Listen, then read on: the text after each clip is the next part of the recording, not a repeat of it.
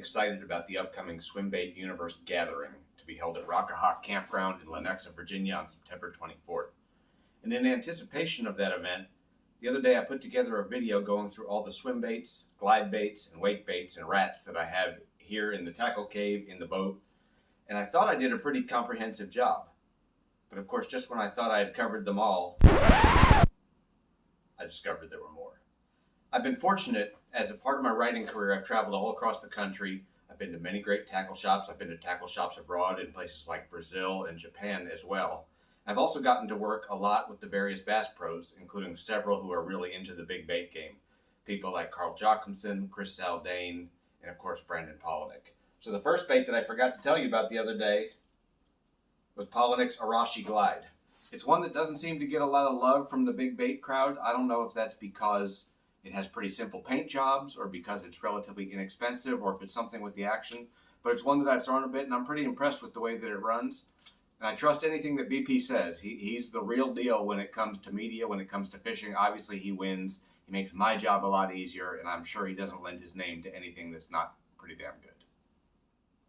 Even though I've talked to Polinick and worked with him quite a bit in the past and followed him during tournaments, including Bassmaster Classics, I've never actually spent any time fishing with him in the boat. That's something I hope to rectify very soon. One pro who I have spent some time fishing with is Steve Kennedy, who's also a fan favorite and a glide bait freak. One of the baits that he turned me on to is the Sneaky Pete. This is actually the Pistol Pete, the smaller version. I've thrown it a bit here in Virginia. It doesn't really seem to do much in the water, but I was watching a video the other day. I can't remember if it was Tactical Bassin or if it was Milliken, and they agreed that it doesn't do much in the water, but they said it just gets bit. I was with Kennedy on Lake Martin, saw him get some great strikes from outsized fish there on this bait, and it's one that I need to throw a bit. The Sneaky Pete and the Pistol Pete are both made by a company called G-Ratt. And not surprisingly, they also make rats and mice. This is the G-Ratt Magic Mouse. They also have a larger one called the King Cannon Rat. I've talked a lot and written a lot about how much I love the Spro Rat. This is kind of different. It doesn't have a lip on the front. It's more of what they call a swimming rat. Anxious to fish it a little bit. Haven't spent any time in the water with it. The only thing that concerns me about it is that it has just a single hook. Most of the rat fish that I've caught have absolutely annihilated the bait, so I'm not terribly worried about it. But obviously I'd like a second treble hook just to grab onto them and hold them a little better. As long as I'm talking about rats and mice, can never forget the work of my friends at Tackle Tour, particularly Dennis, Cal, Shu. They've had their rat rumble going on for quite a while, and one of the baits that they talked about was the trap rat. It's a smaller handmade bait, pretty cool, knocks pretty hard, got a big tail in the back. This one, unlike the G-Ratt, does have two trebles. This is their smaller version. It has a lip. I bought it from MGC Fishing, which is a store in Massachusetts. You wouldn't expect to have a great selection of swim baits. I've never been to the store, but online they have an incredible selection of all the small-scale swim baits, and this was the first product that I bought from them. Going back to Steve Kennedy for a second, no one who follows tournament fishing can forget that Steve Kennedy was one of the first Eastern guys to popularize swim bait fishing. Not only did he have a record-setting win, record-setting at the time at Clear Lake, which was just an unbelievable victory, but he also made great use of an old discontinued Bass Pro Shop swim bait. He and some others like Takahiro Omori and Fred Rumbanis used it, and they hoarded as many as they could. I'm surprised that Bass Pro Shops hasn't brought it back. Several people have tried to copy it. My understanding is that the closest that anyone has come is this one that's called the Babe from 3F Fishing. It looks remarkably like the Bass Pro Shops version. I have several of them here. I've thrown them. I've gotten some follows on them. I clearly need to throw it more. Another company that you can't ignore if you're in the swim bait game is 316, originally from California. Now they've moved to the shores of Lake Fork. Their hard baits are really hard to get, even if you're willing to spend $300 or $400 on one. They're tough to get a hold of. Their soft baits, not so tough. This is the 316 Mission Fish. It's a soft plastic swim bait. I was fishing with one of the Elite Series pros down in Texas, and we were fishing for bedding bass that we could see but could not get to bite.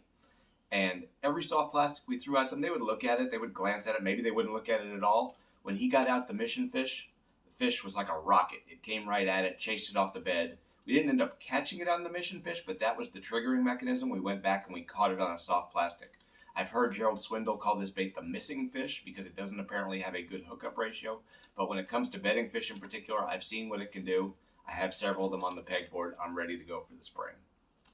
Obviously, the West Coast pros were the ones who brought swim baiting east and really popularized it on a national scale. Two of those guys, Byron Velvick, the Bachelor, and skeet reese. Here's a bait. It's made by Jerry Rago. It's called the BV3D.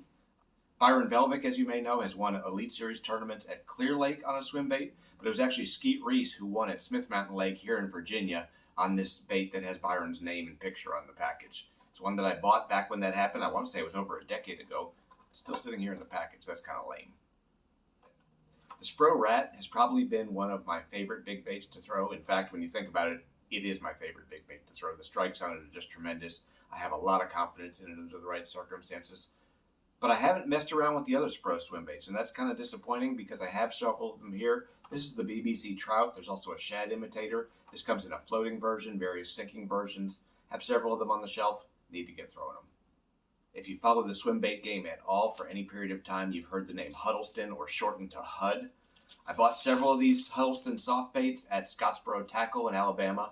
This is a more traditional shiner or shad pattern. And this is one that they call Phantom with a red tail. I think that's really, really awesome. Messed around with them a bit at El Salto, got bit on them a bit. Really haven't thrown them in the right situation. I have some friends out west who I know are dialed in on that bite. Can't wait to get out there and try it with them. And the final bait in person I really want to talk about here, it's not a Bass Pro, but it's someone who's been really influential in the swim bait game. My friend Matt Pano of Optimum Baits, who also showed me around Japan and imports a lot of the JDM companies. He combined with Butch Brown, who's a noted swim baiter, on this. It's called the Thumper Tail. It's a 9-inch soft plastic trout imitator. He sent me one. I'm not sure where I'm going to throw this or when I'm going to throw this, but it's a pretty badass looking bait. Can't wait to get it out in the water and see what it could do. The only thing that kind of surprised me, it has this tiny hook in the top of the head. I'm not sure if I'm supposed to rig it with a stinger or with a separate hook or just leave that one in place, but I need to get some insight. Really excited about learning about this swim baiting game. As you can tell, I have a lot of them here in the garage. I've accumulated a lot of baits, but I haven't spent a lot of time with them.